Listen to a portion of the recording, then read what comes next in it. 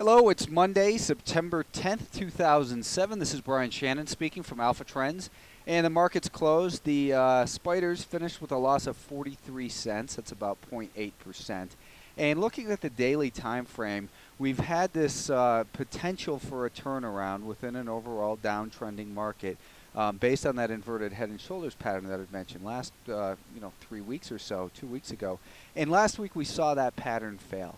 Now it's back to we've got a market below a declining 50-day moving average. That's guilty till proven innocent.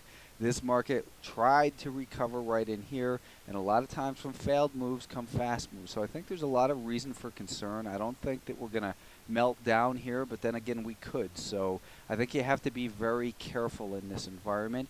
I do believe that while we're still kind of trading back and forth and don't have a lot of real directional bias here over the last month or so, since this market has attempted to recover from the real large panicky sell-off, that when we're trading more in a neutral environment like this, that we have to be trading on the shorter term time frames, and that by that I mean basically 10 minutes and below. We want to though always keep an eye on the larger time frames for the potential bigger trades setting up, like on this weekly time frame. It really just does not look like a good setup at all. We have a market that rallied on light volume and is now looking like it's ready for another potential drop. It had rallied up to that prior level of support, which did become resistance there. Now you've got to think that a lot of these bigger funds and that sort of thing are going to be getting very frustrated. It looked like the market, it's been playing around with this 200-day moving average quite a bit, closed below it once again today, and that's just got to be wearing on the patience of the bulls. So you just have to be very careful. I'm not calling for a big decline here, but I do think that this market will favor day traders. Look at today's action. I mean, we had a gap up. That move completely failed. Then the market turned around, and at the end of the day, we had more of a sell-off, and the volume picked up on the sell-off at the end of the day. It did remain above the daily VWAP, but you can see here that the sellers were in control right from the start up till about 1 o'clock Eastern. Chopped around near that VWAP. The buyers took control, but then they sold it off right at the end of the day. So very confusing action from a short-term time frame, but we do have a declining 5-day moving average. So we want to be very, very careful in here in the short term, that we don't want to get too aggressive on the long side. So again, just continue to be careful, be disciplined. This market is really pretty ugly looking right now. Let's take a look at the semiconductors. They finished with a loss of 8 cents. That's that's a loss of almost 0.5%. And looking at this again on Friday, this market dropped back below the 50-day moving average. I was thinking that perhaps that would hold as support last week, but it failed to do that. Came back down to this prior level of resistance in here. Seems to be trying to hold support near about 37.5 or so. Let's take a look in there. Basically breaking below Friday's lows, I think, will lead to another push lower in this environment. We did have that 38.10 level, which on Friday or last Thursday had said that if it breaks below that 38.10 level, it would be time to get very defensive. Friday we saw a failure in that level. Today the market gapped up to that level, failed again, and then the late day rally brought it up to that level, which is also where we see that 5-day moving average. So that level is definitely an important one, 38.15, let's call it, basically 38.10 to 38.20. It seems as though there's sellers in the semiconductors in that area. That's also where we've got that 5-day moving average. So be very careful in here, breaking below 37.30 or so.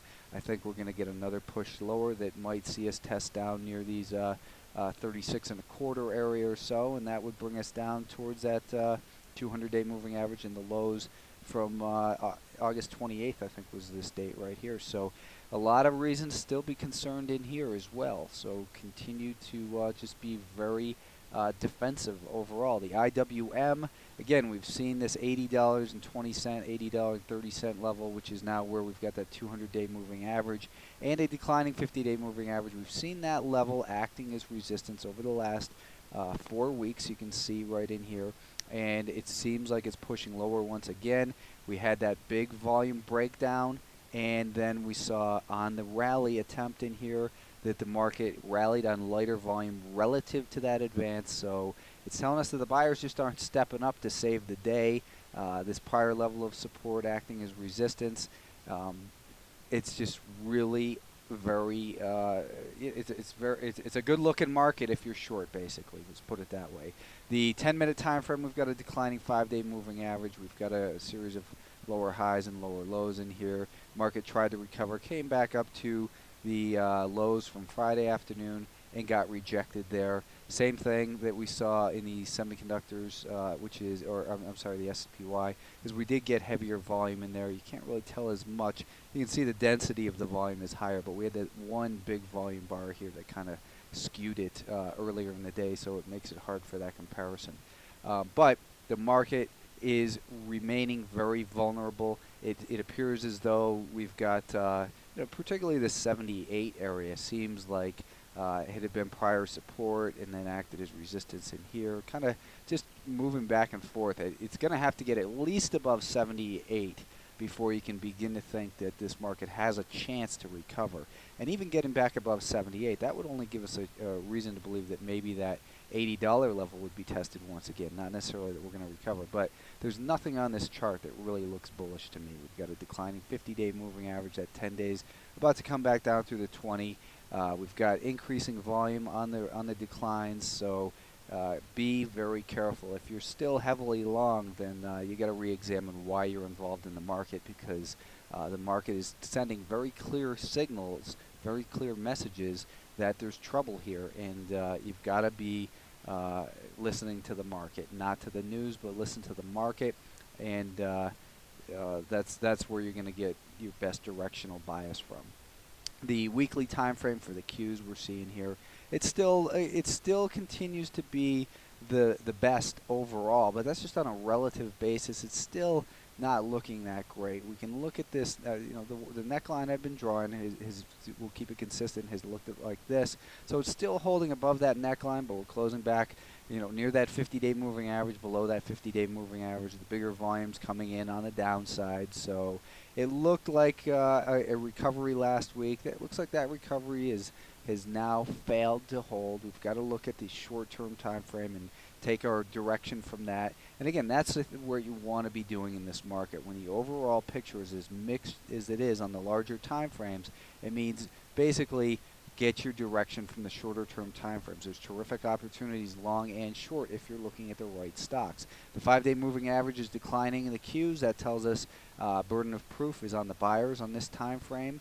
And again, you can see in here actually more clearly than in the other markets that this late day sell-off came with very heavy volume. Let's look at the 1-minute time frame, and that took it down below the daily VWAP. So basically this market closed unchanged as far as the average price that it traded at today. However, it was down 3 cents. So on a net basis it was down, but overall there was really very little change as far as people's buy and sell decisions, whether they're making money or not. Again, here we had the VWAP was acting as a good guidepost for us for a directional bias in the morning. It kind of flattened out in here. That means basically neutral. And then it looked like it was time to get long again, but this is what stops are for. So if you're trading on the short-term time frames, listen to the message of the market on the time frame that you're trading on.